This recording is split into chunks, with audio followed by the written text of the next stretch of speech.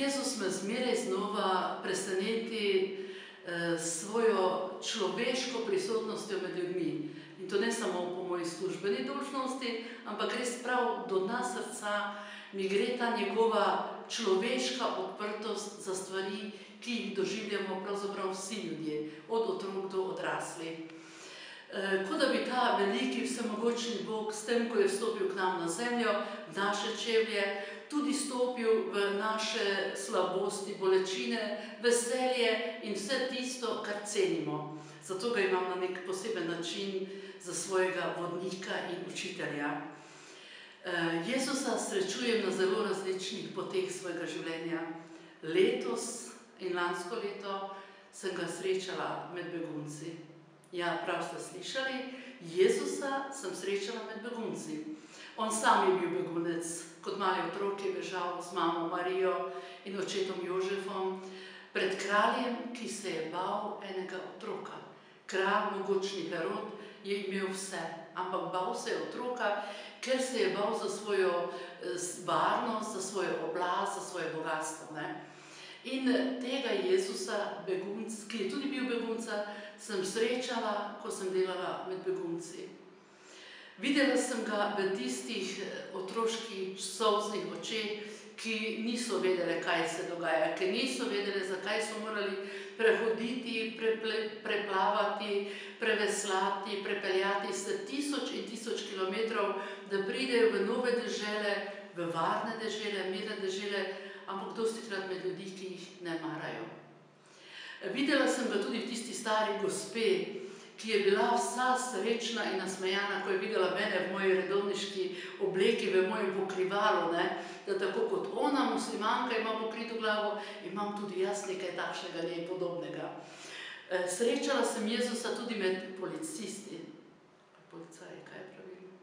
Policisti. Tudi med policisti. V očeh enega mladega policista, srečala sem ga tudi med policisti. Predvsem v enem mladem policistu, ki bi že moral pred pol ure oditi, bil je že zelo utrujen, prav videlo se je na njegovih očeh in obrazu, ampak ni nam dal mira, nam prostovoljcem, dokler nismo skupaj našli ene lepe, svetleče čeveljčke za enega bosega otroka. Tu sem srečala Jezusa. Srečala sem ga tudi v tistih carinikih, ki so prišli med nas prostovoljce in se prav z nami pogovarjali, nas nekje hoteli opogumiti, zato da delamo naprej te stvari. Kot da bi jim tudi mi dali pogum, da oni lahko opravljajo tisto, kar morajo, delo, na katerega niso bili pripravljeni. Srečala sem Jezusa, kako hodi po tistih železniških tirih in v tistih nabitih vagonih, ko nisi vedel, a so še živi ljudje ali niso, a so bili utrujeni, nekateri ledeno hladni obrazi, drugi objokani, tretji tisti, ki so nam prišli in nam poljubili roke, tu je hodil Jezus z njimi. Zdi se mi, da je bil takšen, kot je bil takrat, ko je živel v svoji domovini. Tudi takrat je imel zelo veliko srce, rekli bi, bil je zelo, zelo toleranten. Jezus, zanimivo, ni imel nobenega predsodka do tujcev. Takrat so Rimljani bili njihovi okupatorji, njihovi sovražniki.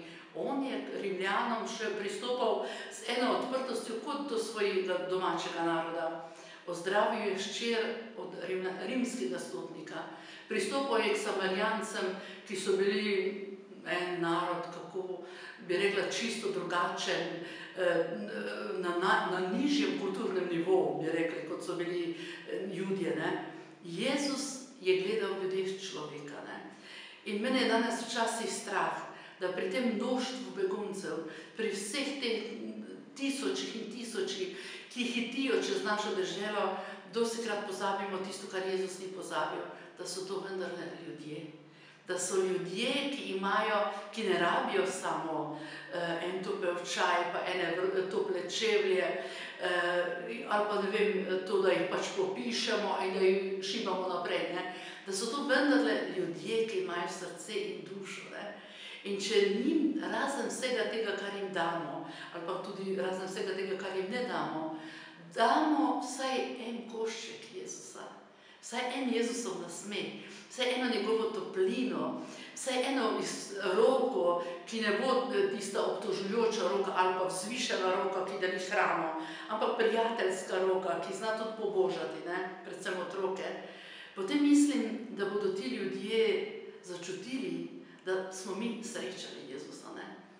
Vse politične napake, ki jih delamo, pa vse ne vem kakšne predsodke, ki jih imamo do beguncev, vse to spoštujem in vem, da je tudi v nas strah in da je tudi v begunci veliki strah in da včasih, ko se srečajo takšni strahovi, lahko pride do velikega in težkega, do velikih in težkih trenutkov.